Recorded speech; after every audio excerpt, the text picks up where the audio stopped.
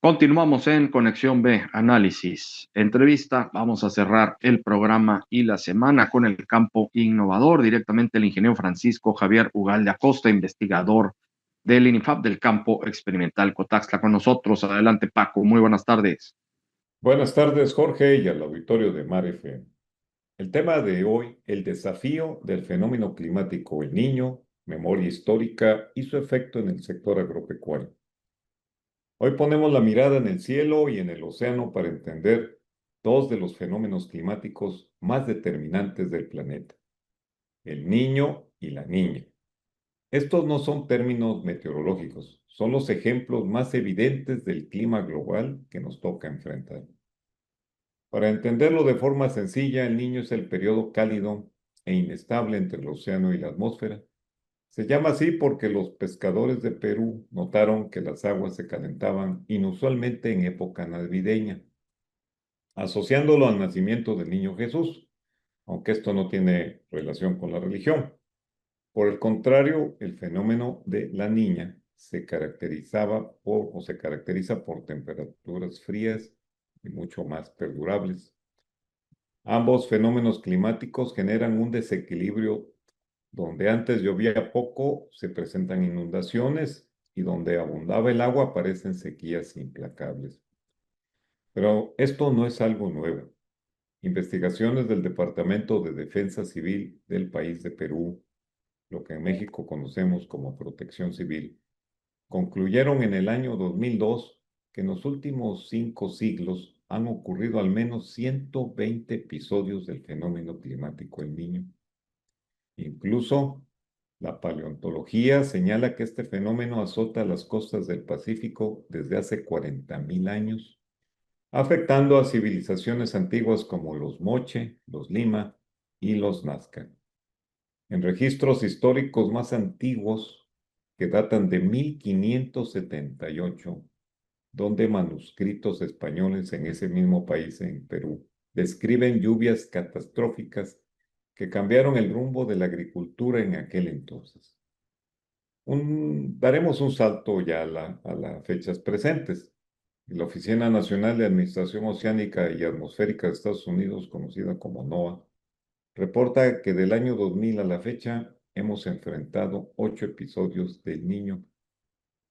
Los del 2009 y el más reciente, el 2023 y 24, fueron catalogados como fuertes, aunque el del 2014 y 2016 fue considerado como un superniño, un evento muy intenso que alteró el clima en todo el mundo.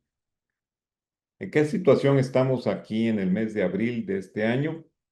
Tras el debilitamiento del fenómeno de la niña a principios del año, los modelos actuales indican un nuevo calentamiento en el Pacífico ecuatorial. Por ello, las autoridades de varios países ya han emitido alertas de vigilancia de este fenómeno del Niño para lo que resta del año. Debemos recordar que estos ciclos ocurren cada 2 a 7 años. En México, el impacto en nuestro sector agropecuario es profundo a causa del fenómeno del Niño, porque somos un país de geografía compleja. Los efectos se dividen mientras en el norte del país y centro sufren sequías severas, en el sur y noroeste enfrentan excesos de lluvia o inviernos inusualmente húmedos. Para nuestra agricultura de temporal, la más vulnerable, esto es un gran desafío. Las sequías que se presentaron 2020 al 2024, provocadas tanto por el fenómeno de la niña como del niño, provocaron retrasos críticos en las siembras y la pérdida de cultivos básicos como maíz y frijol. Además, el bajo nivel de las presas en Sonora y Sinaloa limitó el riego para la producción de trigo y las hortalizas de exportación, obligándonos como país pues a tener que aumentar las importaciones de estos productos y evitar pues las ganancias que se producían por la exportación. La ganadería no se queda atrás. Para el productor pecuario, el Niño es sinónimo de crisis. No hay forraje y el agua escasea. Esto obliga a comprar suplementos costosos como pacas de pangola o de otros pastos, así como granos para evitar que el ganado muera de hambre. El estrés calórico reduce la producción de leche y carne y lamentablemente muchos productores terminan vendiendo sus animales, su ganado bovino a precios injustos para no perderlo todo. Las cifras que se tienen reportadas en los años anteriores son alarmantes. Por ejemplo, entre el 2024 y 2025 se registraron aproximadamente 100,000 hectáreas siniestradas, especialmente en Oaxaca, Tabasco, Tamaulipas y Sinaloa. En estados como Baja California y Durango, la mortandad de cabezas de ganado por sequía pues sigue siendo una herida abierta para la economía rural de los ganaderos. Estamos ante una situación de seguridad nacional. En el 2023, los siniestros climáticos fueron 6 veces mayores que en el año previo. Ante este panorama, el Instituto de Ciencias de la Atmósfera y Cambio Climático de la UNAM mantiene una vigilancia constante.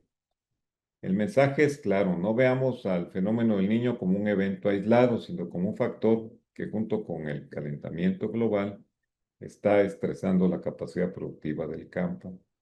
¿Qué podemos hacer? La adaptación pues es el único camino.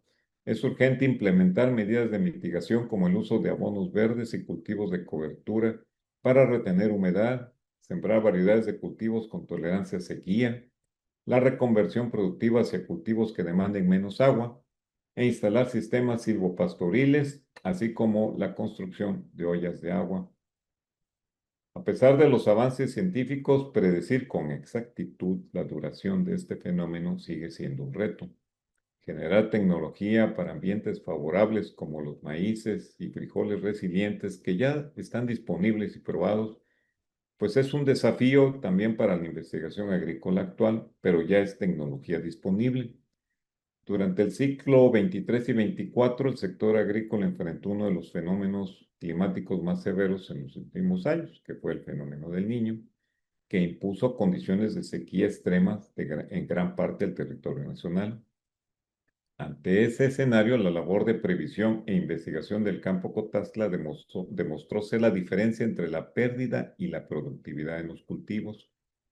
Gracias al desarrollo de variedades resilientes se lograron resultados sobresalientes en las regiones tropicales de México. A pesar de la escasez hídrica, el híbrido de maíz H520 reafirmó su liderazgo en eficiencia y adaptación. El rendimiento llegó un poco más allá de las 6 toneladas por hectárea.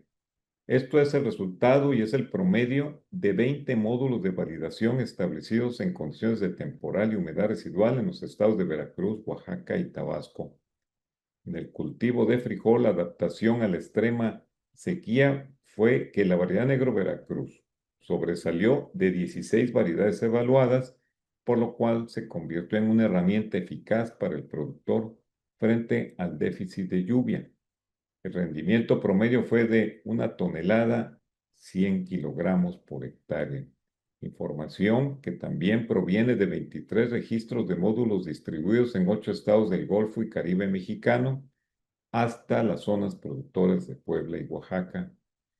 Estos resultados no son casualidad, sino es el fruto de décadas de investigación del campo Cotazla.